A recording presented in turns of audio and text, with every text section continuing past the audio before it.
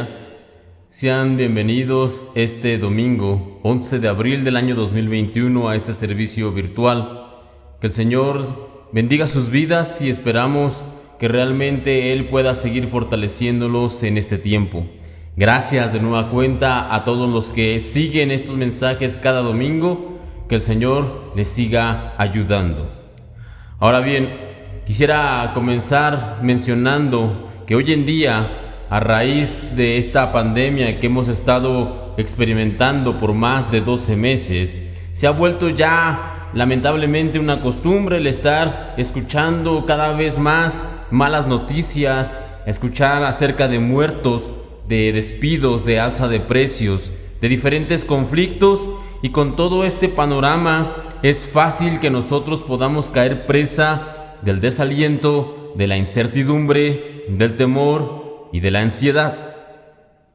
Y todos estos sentimientos tan oscuros como son, de hecho no son ajenos a los hijos de Dios.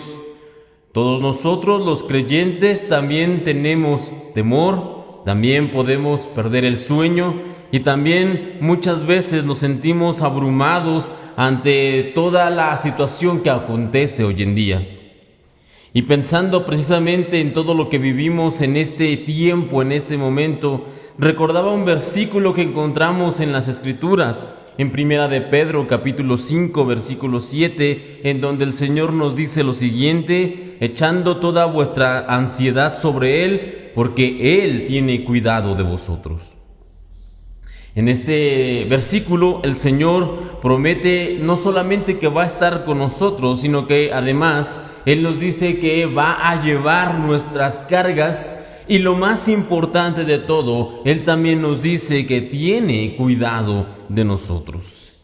Y aunque tenemos estas promesas de nuestro Dios, la pregunta en este tiempo, en este día, la pregunta que realmente muchos de nosotros queremos hacer es: ¿qué hacemos en el momento de la prueba como el que estamos viviendo hoy en día? ¿Qué hacemos cuando la enfermedad toca a nuestra puerta? Cuando los días parecen ser todos grises, cuando el dolor nos está atormentando, ya sea un dolor físico o un dolor emocional, o cuando incluso la muerte ha llegado a casa. Y todo esto nos hace cuestionar si de verdad hay un Dios que está cuidando de nosotros desde el cielo. La pregunta es: ¿qué hacemos en este tiempo?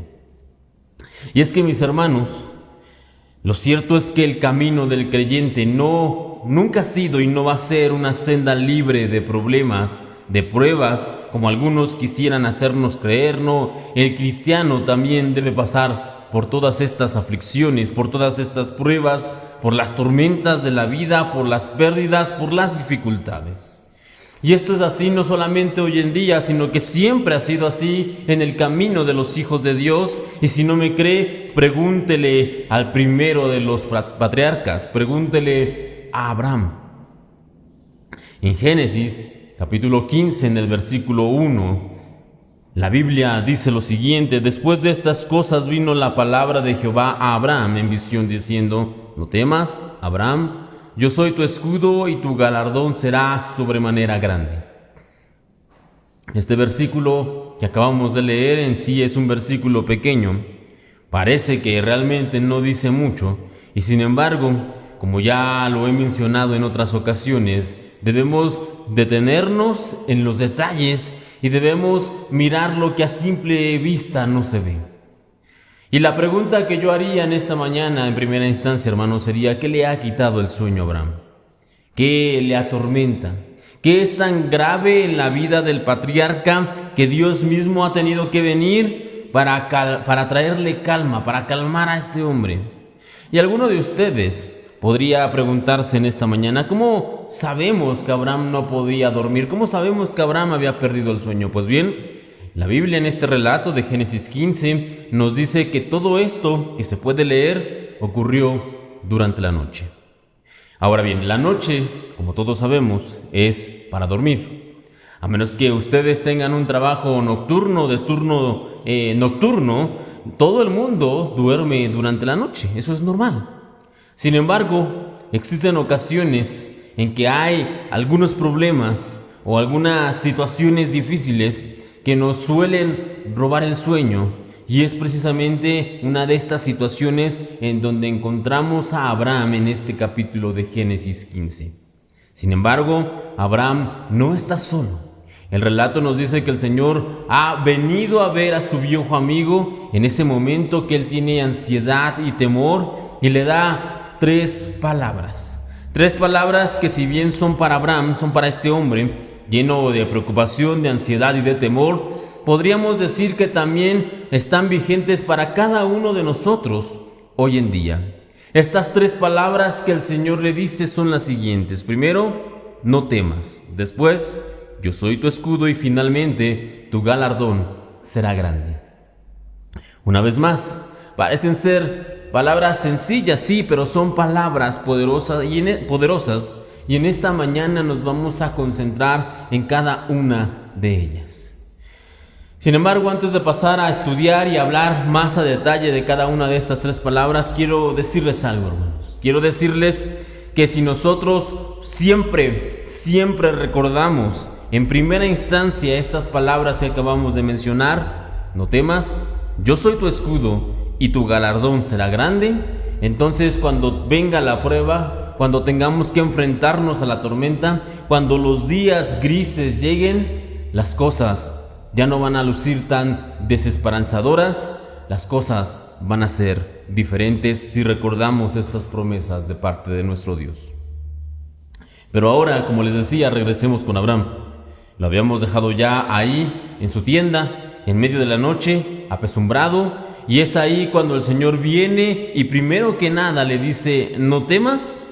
Y sin embargo, la primera pregunta de esta mañana sería, ¿por qué el Señor tiene que decirle a Abraham, no temas? Es más, ¿a qué era lo que le temía Abraham? ¿Por qué tenía miedo Abraham en ese preciso momento? Y si bien es cierto que la Biblia no nos dice o no nos deja en claro la situación o el por qué Abraham estaba temeroso en ese momento, sí podemos identificar por lo menos dos causas, una interna y otra externa, por las cuales Abraham estaba lleno de preocupación y de temor. Y quisiera comenzar en esta mañana mencionando la causa externa. Y para entender por qué Abraham podría tener este temor de manera externa, debemos hacer un poco de historia.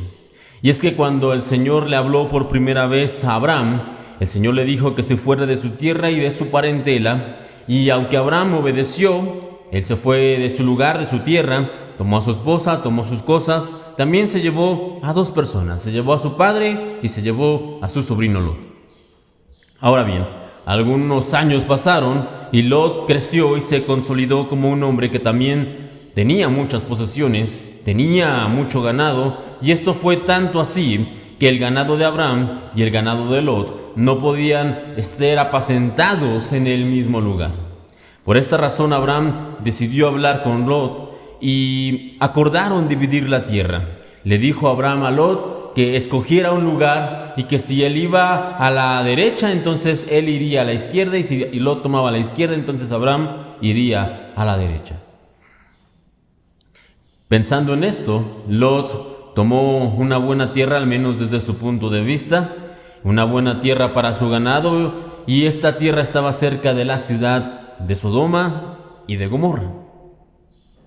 Una vez más pasó algún tiempo y la Biblia nos cuenta que estas dos ciudades fueron atacadas por 4 reyes, y no solo fueron atacadas, sino que también fueron conquistadas, saqueadas, y muchos de los aldeanos fueron tomados como prisioneros. Esto incluía a su sobrino de Abraham, esto incluía a Lot. Fue entonces cuando Abraham se enteró de lo que había pasado, que armó a sus criados, 318 hombres, nos dice el relato bíblico. Y aunque ninguno de estos hombres tenía experiencia en batalla, decidió armarlos e ir y perseguir a estos 4 reyes que habían secuestrado a su sobrino. Y el relato nos dice que sucedió una hazaña. Abraham derrotó a estos reyes con todo y sus ejércitos, con ayuda de Dios obviamente. Rescató a su sobrino, rescató a la gente, se llevó a los cautivos, los llevó de vuelta a sus ciudades, dejando el recuento de 4 poderosos reyes vencidos. Y hasta ahí nuestro recuento de esta mañana. Ahora bien, Sabiendo todo esto, es posible que Abraham tuviera en ese momento, en esa noche en su tienda, temor a las represalias. ¿Acaso estos reyes se volverían a unir, se levantarían, regresarían para atacarlo? ¿Podían en cualquier momento llegar y atacar el campamento de Abraham, matar a él, matar a su esposa? ¿Qué pasaría con su familia? El temor de Abraham está completamente justificado. Puso su vida en riesgo, puso su vida en peligro, y es posible, hermanos, que esa sea la razón por la que Abraham no puede dormir. Y por ello es que Dios tiene que venir y decirle en primera instancia a su siervo: no temas. Sin embargo, alguno de ustedes puede decir: bueno, no puede ser eso, Abraham confiaba en Dios, él no podría estar temeroso por esta situación o por una situación así. Su temor realmente provenía de otro lugar, de una situación interna. El sueño de este viejo hombre se ha ido por otra razón distinta. Y es que, tal como él va a mencionar un poco más adelante, él no ha tenido hijos hasta ese día, él no ha tenido descendencia. Sin importar cuánto lo ha intentado, él y Sara no han podido tener hijos. Así que, con un episodio como el que ya mencionábamos al principio, en donde Abraham tuvo una experiencia cercana a la muerte al enfrentar a estos 4 reyes, todo esto lo hace reflexionar y pensar y cuestionarse: si yo mañana muriera, no solo por estos 4 reyes, sino por la edad, por alguna situación o algún accidente, si yo mañana muriera, no existe nadie en mi casa que me herede, no existe nadie que continúe mi legado, piensa Abraham. Y este pensamiento trae ansiedad y trae temor al corazón de este hombre. Sin embargo, hermanos, aquí quiero que pongamos mucha atención. Y es que el problema con el temor es que él nunca viene solo. Si nosotros dejamos entrar al temor el suficiente tiempo en nuestra vida, en nuestro corazón, en nuestra mente, entonces, cuando menos lo esperemos, él se va a encargar de traer a alguno de sus amigos, y generalmente quien viene a acompañar al miedo siempre es la duda. La duda siempre va a venir acompañada del temor. El temor siempre vendrá acompañado de la duda.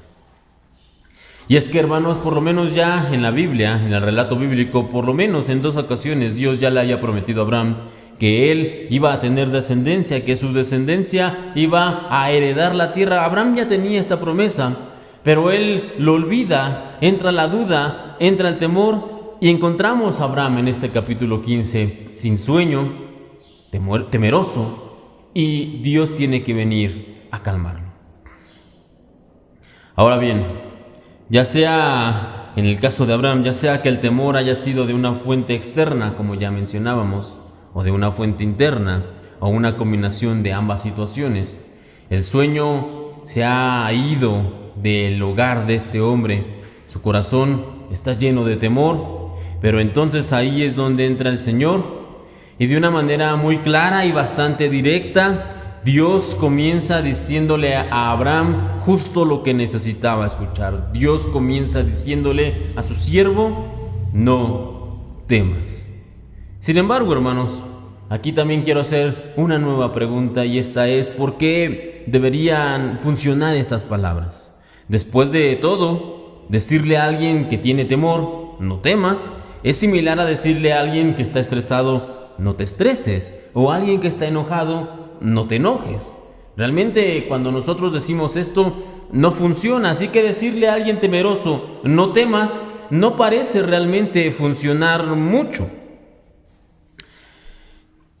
Y la clave, hermanos, para todo esto no son en sí las palabras, no. La clave para todo esto es quién dice las palabras. Y permítanme explicar esto de una mejor manera. En la Biblia, en el Evangelio según San Marcos, capítulo 2, ahí se nos narra acerca de un paralítico al que sus amigos habían intentado llevar frente a Jesús para que fuera sanado. Sin embargo, esto era imposible porque había una multitud que se los impedía. Ante tal situación, ellos deciden hacer una locura. Se suben al techo del lugar, hacen un hueco y entonces bajan a su amigo enfrente de Jesús. Ahora, pregunta: ¿qué necesitaba este hombre paralítico? Y algunos podríamos decir, bueno, necesitaba ser sanado, necesitaba regresar y caminar. Esto es algo lógico, podríamos pensar algunos. Sin embargo, el Señor no lo sana, al menos no de manera inmediata. De hecho, lo primero que el Señor le dice a este hombre es: tus pecados te son perdonados.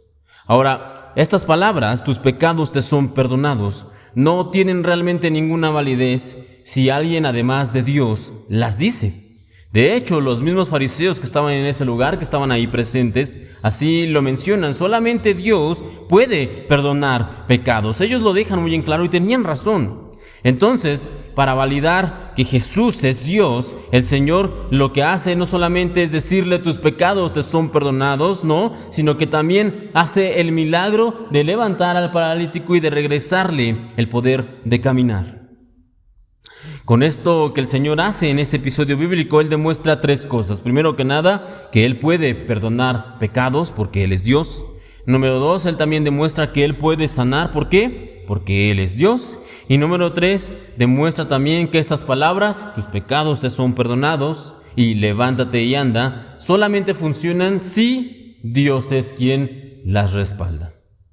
Así que regresemos ahora a nuestra historia principal y entendiendo ya o recordando este relato del paralítico que fue sanado, podemos nosotros mencionar que decirle no temas a un hombre que está lleno de temor, de ansiedad, de miedo, no funciona, no sirve de nada a menos que sea Dios quien dice estas palabras. Y esto fue así en la vida de Abraham y también puede ser en la vida de cada uno de nosotros. El Señor viene y nos dice no temas, y al ser Dios, Dios mismo, el creador del universo, el que viene a nuestras vidas y a nuestros corazones y nos dice no temas, podemos creerle. Ahora bien, en nuestro caminar siempre habrá muchísimas cosas por las cuales podríamos tener temor. Incluso nosotros podríamos llegar a paralizarnos frente a estas circunstancias, y en ese momento no va a servir de nada que alguien venga y nos diga no temas, que un entrenador venga y nos diga no temas, que un terapeuta venga y nos diga no temas, que nuestra pareja nos diga no temas. De nada va a servir, no va a funcionar. Pero si es Dios, si es el Señor el que nos dice a nuestro oído, al igual que Abraham, no temas, entonces podemos creerlo y podemos levantarnos y caminar y seguir adelante. De hecho, hermanos, algunos mencionan que en la Biblia nosotros podemos encontrar 365 veces esta frase, no temas. 365 veces que Dios le dice a sus siervos, no temas. 365 veces, una para cada día del año. Así que la próxima vez que el temor venga y que quiera instalarse por algún tiempo en nuestra vida, no se lo permitas. No se lo permitas, deshazte de él lo más pronto posible, recordando que el Señor es el que nos ha dicho ya, no temas.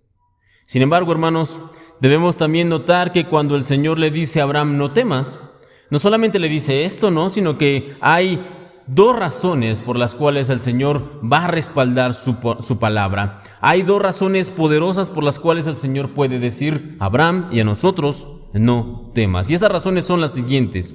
El Señor dice primero que nada, no temas, porque yo soy tu escudo. Y también le dice, no temas, porque tu galardón será grande. Y vamos a ver estas dos palabras ya en la segunda parte de este mensaje. Y vamos a comenzar con esta, yo soy tu escudo. Ahora bien, un escudo es un arma defensiva que se utiliza para protegerse de los ataques. Cuando nosotros pensamos en el Señor como nuestro escudo, regularmente pensamos en Él como el que nos protege y el que nos guarda del mal, y todo esto está bien, es correcto. Él es nuestro escudo. Sin embargo, si el Señor es nuestra defensa, Él es el que está en medio entre nosotros y nuestros enemigos, ¿se ha puesto usted a pensar qué es lo que pasa con el escudo? ¿Qué es lo que pasa con esta barrera que está entre nosotros y nuestros enemigos? Y es que, mis hermanos, un escudo que realmente es efectivo es un escudo que está maltrecho.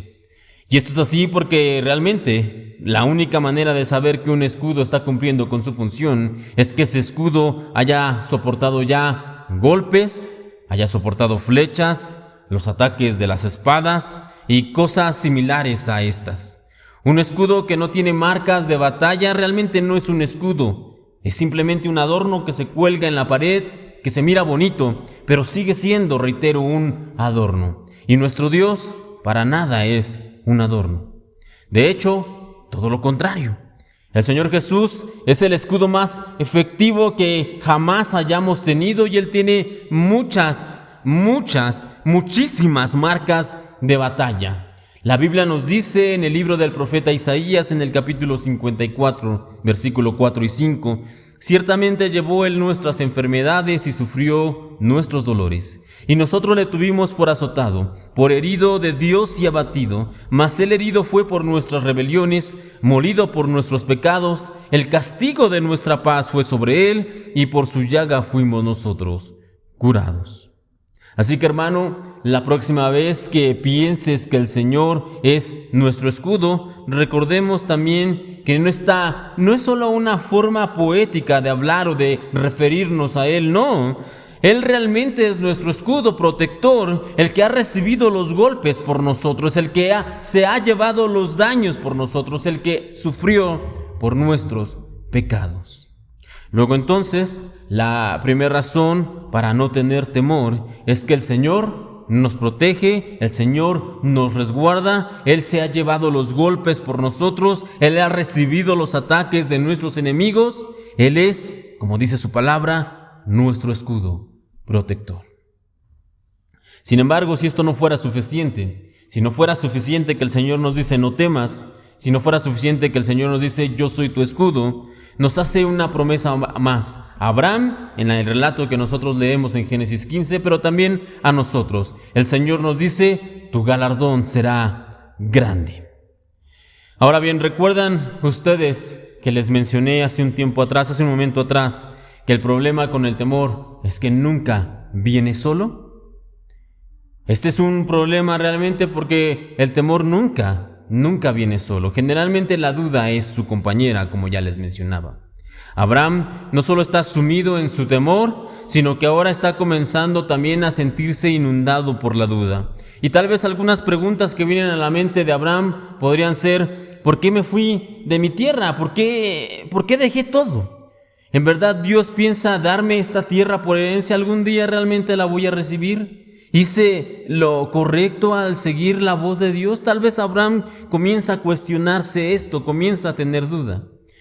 Pero entonces, cuando la duda está llenando la cabeza de Abraham con todas estas preguntas, el Señor hace su entrada y le dice a este hombre: no temas, yo soy tu escudo. Y acto seguido, se hace cargo de la duda y le dice: tu galardón, Abraham, será grande.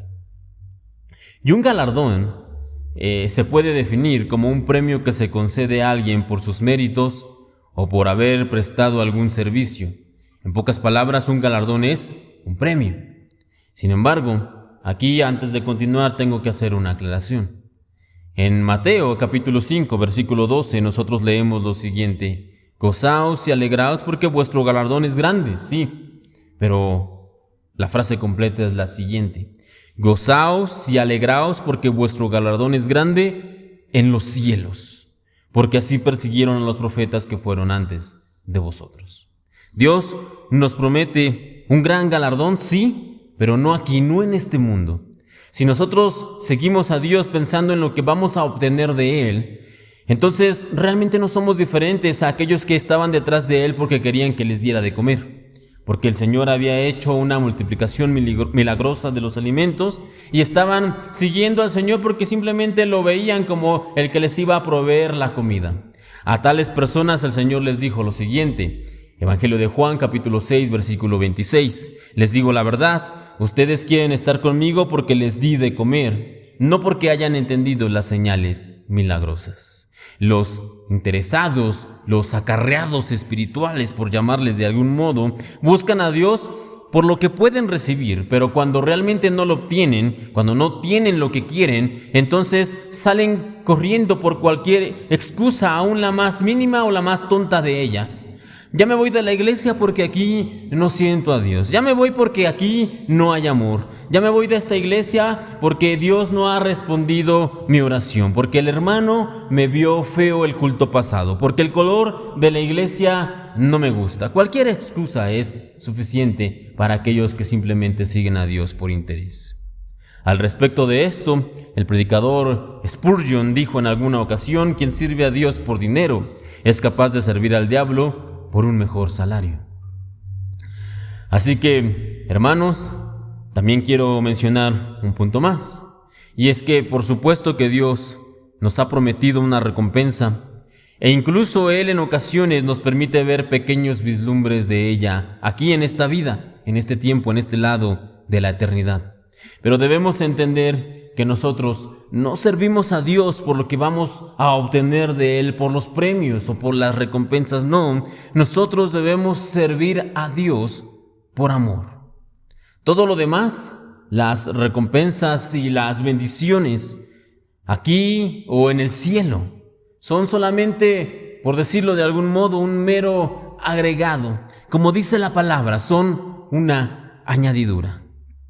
De hecho, la Biblia nos deja muy en claro, hermanos, que el cumplimiento final, el cumplimiento total de esta gran promesa, de este gran galardón, no se ha dado todavía, sino que será en el futuro, será cuando estemos con el Señor.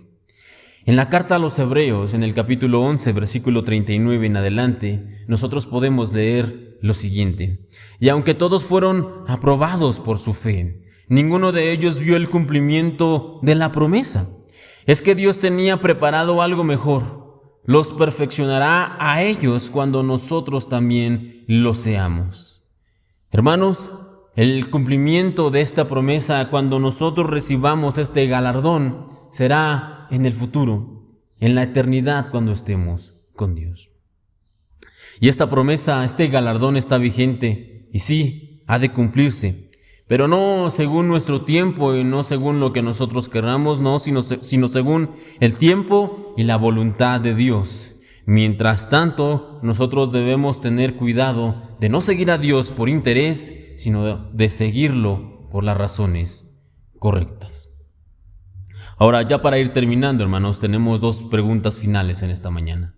¿Cómo nosotros podemos tener certeza de que vamos a recibir este galardón de parte de Dios? ¿Cómo nosotros podemos saber que sí lo hemos de recibir? Y número dos, ¿cuál es ese galardón? Y si pensamos de esta manera, no debemos necesariamente sentirnos mal, ¿no? Porque incluso el mismo Abraham le hizo esta pregunta al Señor. Ahí en Génesis capítulo 15, en el versículo 2, nosotros leemos: y respondió Abraham: Señor Jehová, ¿qué me darás? ¿Qué me darás? Esta es la pregunta de Abraham y nosotros también podemos hacer la misma pregunta. Ahora bien, en el caso de Abraham, la promesa fue que él tendría una descendencia en la cual serían benditas todas las familias de la tierra. Y el Señor, tal como nosotros ya sabemos, cumplió esa promesa. El Señor cumplió lo que le había prometido a su siervo.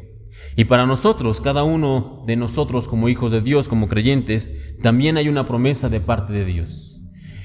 Y es que el Espíritu Santo se entregó por nosotros como garantía de que Dios va a cumplir su promesa. En Efesios capítulo 1, versículo 13 y 14, nosotros leemos lo siguiente: habiendo creído en Él, fuisteis sellados con el Espíritu Santo de la promesa, que es las arras de nuestra herencia hasta la redención. Luego entonces, la pregunta final de esta mañana sería: ¿cuál es este galardón que Dios nos ha prometido? ¿Cuál es la herencia que nos está guardando? Y antes de pasar de lleno a ello, quiero mencionar que en este tiempo, en este lado de la eternidad, nosotros podemos ya, por gracia de Dios, podemos ya recibir algunos adelantos de ese galardón que nos espera. Y permítame mencionar algunas de las promesas que el Señor nos hace para nosotros hoy en día. Jeremías 33:3. El Señor dice: clama a mí y yo te responderé y te enseñaré cosas grandes y ocultas que tú no conoces. El Salmo 145, versículo 18. El Señor está cerca de todos los que lo invocan, sí, de todos los que lo invocan de verdad. En Isaías 26:3, tú guardarás en perfecta paz a todos los que confían en ti. Hay promesas de parte de Dios que nosotros podemos ya disfrutar en este tiempo. Sin embargo, aunque todo esto suena muy bien, también podemos decir que lo mejor está por venir. Lo mejor está por venir.